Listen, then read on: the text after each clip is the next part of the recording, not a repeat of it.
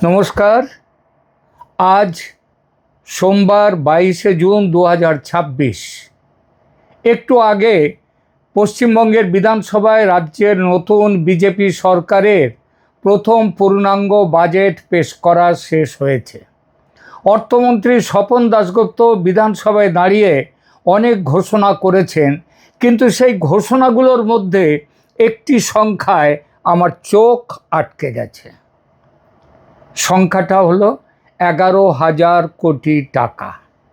তিস্তা বাঁধ প্রকল্পের জন্য এই সরকারের বাজেটে রাখা হয়েছে। আবার দেখুন, ঠিক একদিন পর অর্থাৎ আগামীকাল 23শে জুন বাংলাদেশের প্রধানমন্ত্রী তারেক রহমান 3 দিনের সফরে বেইজিং যাচ্ছেন। সেখানে তিস্তা নদীকে ঘিরে চীনের সঙ্গে একটি মেমোরান্ডাম অফ আন্ডারস্ট্যান্ডিং বা মৌ স্বাক্ষরের কথা আছে। এই দুটো ঘটনা একই সময়ে কোনো কাকতালীয় ব্যাপার নয়। আজকের এই ভিডিওতে আমরা এই পুরো ছবিটা দেখার চেষ্টা করব। তিস্তার জল কোথায় যাচ্ছে? গঙ্গার চুক্তি কতদিন আছে? বাংলাদেশের কি করা উচিত? এবং সবচেয়ে বড় প্রশ্ন, এই জল রাজনীতির শেষ কোথায়? চলুন শুরু করি। প্রথমে বলি তিস্তার ইতিহাস এবং বর্তমান বাস্তবতা নিয়ে দুটো কথা। তিস্তা একটি নদীর নাম, কিন্তু এই নদীটি আজ শুধু ভূগোলের অংশ নয়, এটি ভারত ও বাংলাদেশের মধ্যে একটি দীর্ঘ অমীমাংসিত রাজনৈতিক প্রশ্নের প্রতীক। সিকিমের কানসি হিমবাহ থেকে জন্ম নিয়ে তিস্তা নামে এই নদী পাহাড় থেকে নেমে পশ্চিমবঙ্গের জলপাইগুড়ি কোচবিহার পেরিয়ে বাংলাদেশে প্রবেশ করে। বাংলাদেশে এই নদীর দৈর্ঘ্য প্রায় 115 কিলোমিটার।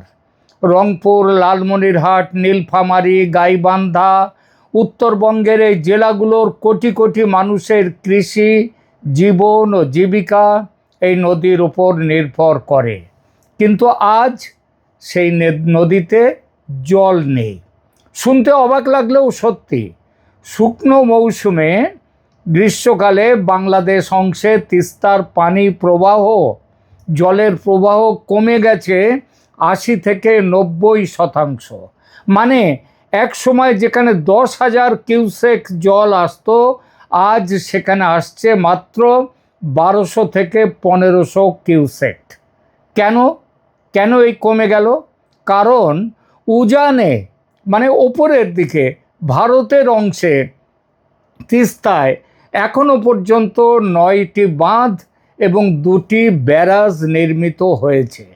এর মধ্যে সবচেয়ে গুরুত্বপূর্ণ হলো গজলডোবা ব্যারেজ। পশ্চিমবঙ্গের জলপাইগুড়ি জেলায় বাংলাদেশ সীমান্ত থেকে মাত্র 60 কিলোমিটার দূরে। এই একটি ব্যারাজই তিস্তার মূল প্রবাহকে দুই দিকে ভাগ করে দিয়েছে। আর এই ব্যারাজকে ঘিরে গড়ে উঠেছে পশ্চিমবঙ্গ সরকারের তিস্তা সেচ প্রকল্প, যার লক্ষ্য উত্তরবঙ্গের প্রায় 9 লক্ষ হেক্টর জমিতে সেচের সুবিধা দেয়া এবং 67 মেগাওয়াট জল বিদ্যুৎ উৎপাদন করা। এই প্রকল্পটিকে কেন্দ্রীয় সরকার ভারত সরকার ইতিমধ্যেই জাতীয় প্রকল্প হিসেবে স্বীকৃতি দিয়েছে। এবং আজকের বাজেটে স্বপন দাশগুপ্ত পশ্চিমবঙ্গের অর্থমন্ত্রী যে বাজেট দিলেন, সেই প্রকল্পের জন্য বরাদ্দ হয়েছে আরও 11,000 কোটি টাকা। এর মানে কি? এর মানে হলো তিস্তায় বাংলাদেশ অংশে যে সামান্য জল এখন আসছে, ভবিষ্যতে সেটা আরও কমে যাবেই। আরও দুটো খাল খননের পরিকল্পনা আছে পশ্চিমবঙ্গের সরকারের, যা তিস্তার জলকে অন্যদিকে সরিয়ে দেবে, সেদিকে টেনে নেবে। এবার আসি তিস্তা চুক্তির দীর্ঘ ব্যর্থতার ইতিহাস নিয়ে। একটু পেছনে যাই। তিস্তার জল নিয়ে ভারত ও বাংলাদেশের মধ্যে প্রথম আলোচনা শুরু হয়েছিল 1972 সালে।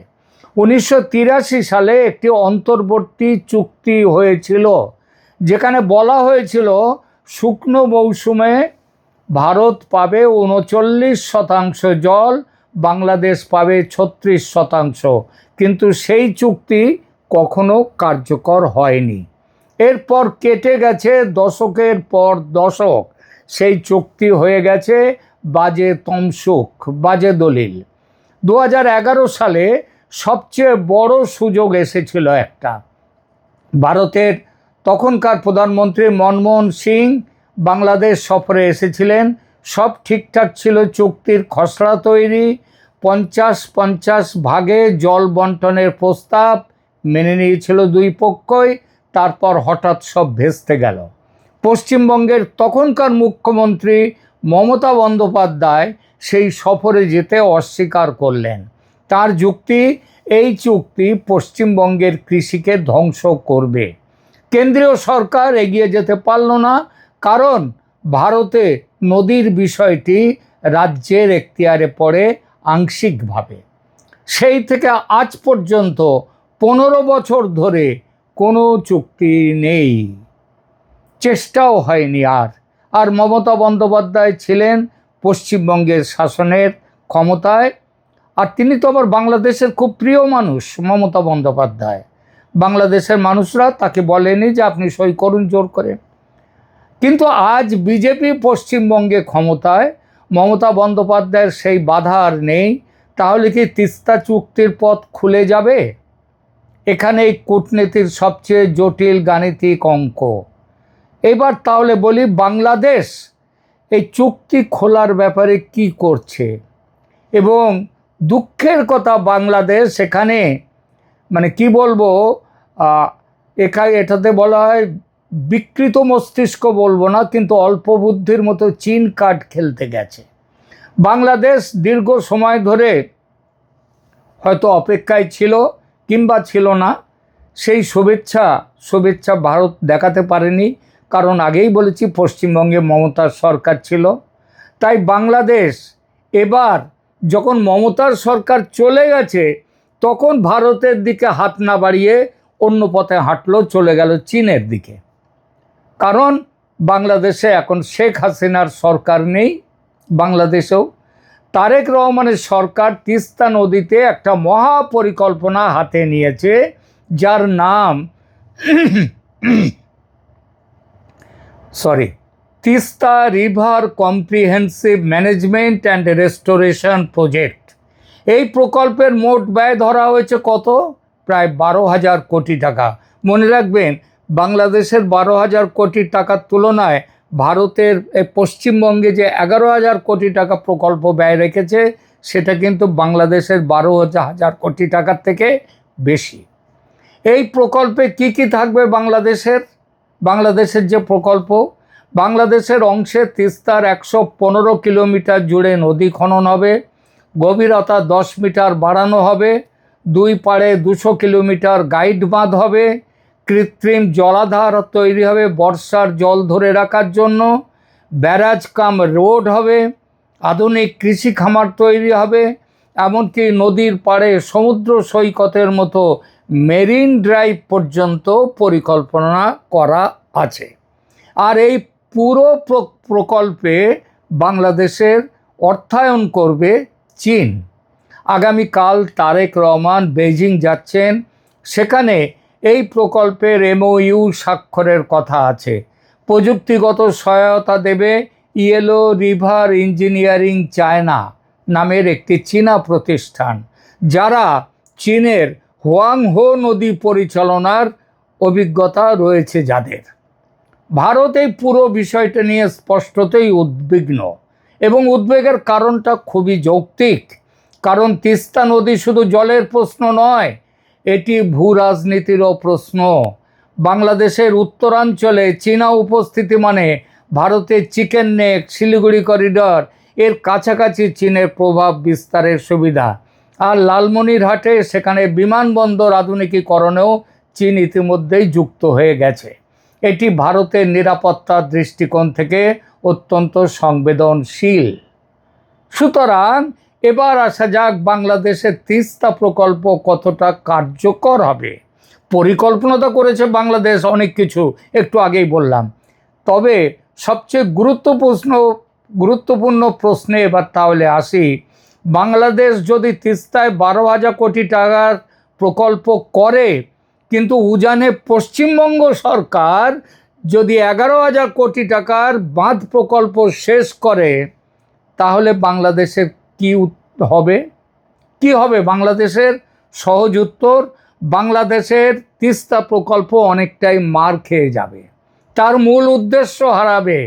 কারণটা বুঝতে কোনো রকেট সায়েন্টিস্ট হওয়ার দরকার পড়ে না, কারণটা খুবই সরল এবং সোজা। আপনি নদীর একটি বালতিতে পানি ধরে রাখার ব্যবস্থা করলেন, জল ধরার ব্যবস্থা করছেন, কিন্তু উজান থেকে যদি জল না আসে তাহলে সেই বালতি কখনো ভরবে না। শুকনো মৌসুমে বাংলাদেশের তিস্তা প্রকল্পের সেচ ও কৃষি পরিকল্পনা সরাসরি উজানের মানে পশ্চিমবঙ্গের প্রবাহের উপর নির্ভরশীল।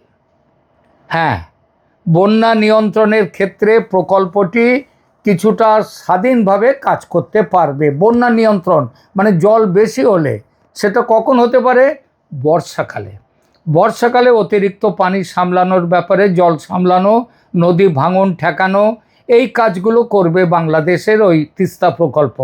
কিন্তু বছরের 6 মাস যদি শুষ্ক মৌসুমে কৃষি সেচের যে স্বপ্ন দেখানো হচ্ছে তা তো পূরণ হবে না বাংলাদেশের, যদি ভারতের সাথে জল বন্টনের কোনো চুক্তি বা ব্যবস্থা না থাকে।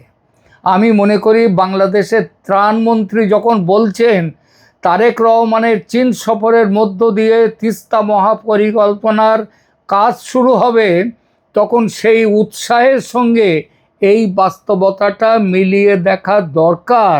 6 মাস জল কোথায় পাবে শুকনো মরশুমে? গঙ্গা চুক্তির সংকট অনেক বড় বিপদ, অনেক, শুধু তিস্তা নয়, গঙ্গা চুক্তি। আমার মনে হচ্ছে তিস্তার আলোচনায় আমরা আরও বড় বিপদটার দিকে নজর কম দিচ্ছি, মানে বাংলাদেশ নজরটা কম দিচ্ছে। সেটা কি? সেটা হলো গঙ্গা জল বন্টন চুক্তি।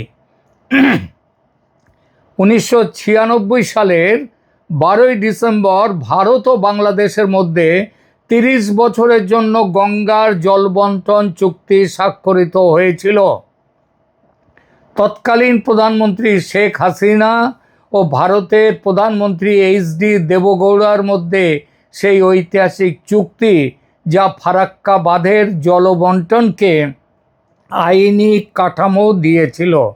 সেই চুক্তির মেয়াদ শেষ হচ্ছে এই বছরের 2026-এর 12ই ডিসেম্বর, মাঝখানে 6 মাসও বাকি নেই। এখন প্রশ্ন হলো, এই চুক্তি নবায়ন হবে কি না? গঙ্গা তিস্তার চেয়ে গঙ্গা আরও অনেক বড় নদী। এই নদীর ওপর বাংলাদেশের পুরো দক্ষিণ পশ্চিমাঞ্চল অর্থাৎ রাজশাহী, কুষ্টিয়া, যশোর, খুলনা এই অঞ্চলের কোটি কোটি মানুষ নির্ভরশীল। ওখানে গঙ্গার নাম পদ্মা। পদ্মা নদীর স্বাস্থ্য নির্ভর করে গঙ্গার জলের ওপর।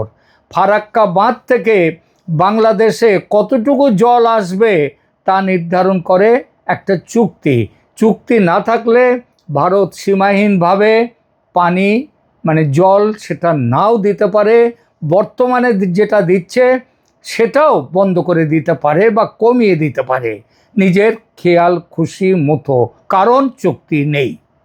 এই পরিস্থিতিতে আজ পশ্চিমবঙ্গের বাজেটে, আজকে আবার তিস্তার বাজেটে তো 11,000 কোটি টাকা দেওয়া হয়েছে, আবার গঙ্গার ড্রেজিংয়ের জন্য বাজেট বরাদ্দ হয়েছে। মানে ফারাক্কা ব্যবস্থার কার্যক্ষমতা আরও বাড়ানো হচ্ছে। এই সময়ে বাংলাদেশের সঙ্গে সম্পর্কের যদি আরও অবনতি হয়, গঙ্গা চুক্তি নবায়নের ক্ষেত্রে ভারত কঠোর অবস্থান নিতে পারে এবং সে কথা শোনাই যাচ্ছে। তার যথেষ্ট ইঙ্গিত ভারত কিন্তু ইতিমধ্যেই দিয়ে দিয়েছে, এবং এটা হলে সেটা হবে তিস্তার চেয়ে অনেক বড় বিপর্যয়। ভারত বাংলাদেশ সম্পর্কের যে বর্তমান অবস্থা, সেটাই কিন্তু এই বিপর্যয়ের জন্য দায়ী। এখন একটু সামগ্রিক ছবিটা দেখা যাক। আগস্ট 2024 শেখ হাসিনার পতনের পর থেকে ভারত বাংলাদেশ সম্পর্ক ক্রমশ শীতল হয়েছে। প্রথমে ইউনূস সরকারের আমলে এবং এখন তারেক জিয়ার নেতৃত্বাধীন বিএনপি জামাত জোট সরকারের, জোট সরকার নয়, ভুল বললাম, বিএনপি সরকারের আমলে এটা প্রত্যক্ষ, তবে পরোক্ষে বিএনপি জামাত জোটেরই সরকার এটা। এই সরকার স্পষ্টতই ভারতের সঙ্গে দূরত্ব এবং চীনের সঙ্গে ঘনিষ্ঠতার কৌশল নিয়েছে। তারেক রহমান প্রথম বিদেশ সফরে ভারতে না গিয়ে মালয়েশিয়া হয়ে চীনে যাচ্ছেন। মালয়েশিয়াটা হচ্ছে ওই একটুখানি আড়াল দেওয়ার জন্যে মালয়েশিয়ায় যাচ্ছেন, আসলে তার যাওয়ার কথা চীনে। সুতরাং তবু একটু আড়াল দিচ্ছে, একটু ভাব দেখাচ্ছেন যেন আমি চীনে যাইনি, প্রথমে ভারতেও যাইনি। এরপর চীন সফরের আগে ভারতকে এর আগে কোনো বিশেষ অগ্রাধিকার দেওয়া হয়নি। নানা ব্যাপারে এই দুই সরকারের সাথে, তারেক সরকারের সাথে ভারতের নানা দ্বন্দ্ব শুরু হয়ে গেছে। এই কূটনৈতিক দূরত্ব এখন জল রাজনীতিতে সরাসরি প্রতিফলিত হচ্ছে। কিন্তু আমি এখানে একটি প্রশ্ন রাখতে চাই, চীনের সাথে সম্পর্ক তৈরি করা নিশ্চয়ই ভুল নয়। ভুল কি? একদমই না। চীন একটা বড় শক্তি, বাংলাদেশের বড় বাণিজ্যের অংশীদার। তিস্তা প্রকল্পে চীনা বিনিয়োগ বাংলাদেশের জন্য একটা লিভারেজ তৈরি করতে পারে। কিন্তু প্রশ্ন হলো, এই লিভারেজ কি ব্যবহার করা হচ্ছে সঠিকভাবে? চীনা কার্ড হওয়া উচিত ছিল ভারতকে চাপ দিয়ে তিস্তা ও গঙ্গা চুক্তিতে আরও বেশি করে জল আনার চেষ্টা করা। কিন্তু যেভাবে ভারতের সাথে সম্পর্ক তিক্ত করে এগোচ্ছে তারেক রহমান সরকার, তাতে চাপের বদলে একটা স্থায়ী শত্রুতার পরিবেশ তৈরি হতে চলেছে। এবং এই পরিবেশে গঙ্গা চুক্তির নবায়ন হবে কিভাবে? প্রশ্নই ওঠে না।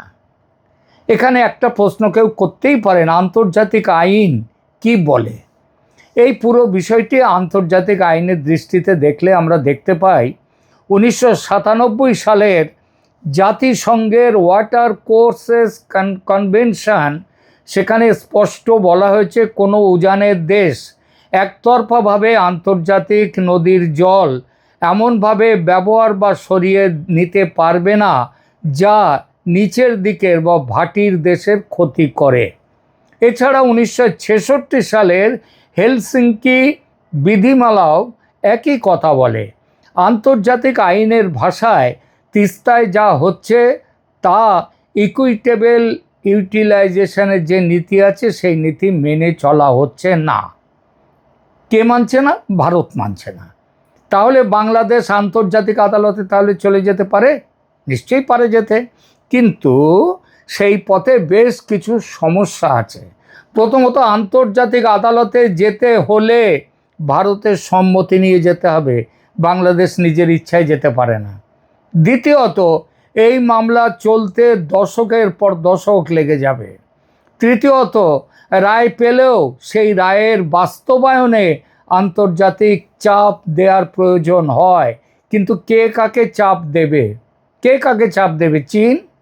চীনের কোনো কথা বলার অধিকার নেই, কারণ চীন নিজে ব্রহ্মপুত্রের ওপর পৃথিবীর সবচেয়ে বড় বাঁধ নির্মাণ করছে ভারতের আপত্তি উড়িয়ে দিয়ে। সুতরাং চীন তিস্তা নিয়ে কি বলবে? কিছু বলার মুখ আছে তার? কাজেই আন্তর্জাতিক আইনের পথ একটা দীর্ঘমেয়াদী কৌশল হতেও পারে, কিন্তু তাৎক্ষণিক সংকটের সমাধান নয়।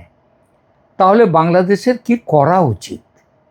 এবার আসি এই প্রসঙ্গে, সরাসরি আমার মতামত কি সেটা বলি।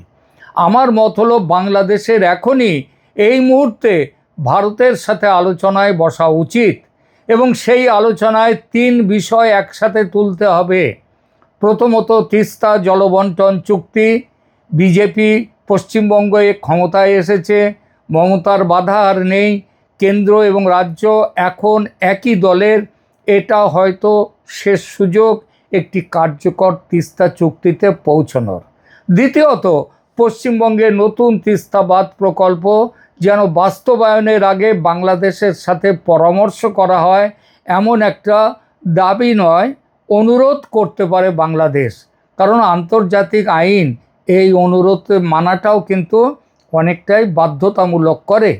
তৃতীয়ত, গঙ্গা চুক্তি। ডিসেম্বরের আগেই এই চুক্তি নবায়নের প্রক্রিয়া শুরু করতে হবে। এই একটি বিষয়ে দেরি হলে বাংলাদেশের ক্ষতি অপরিসীম।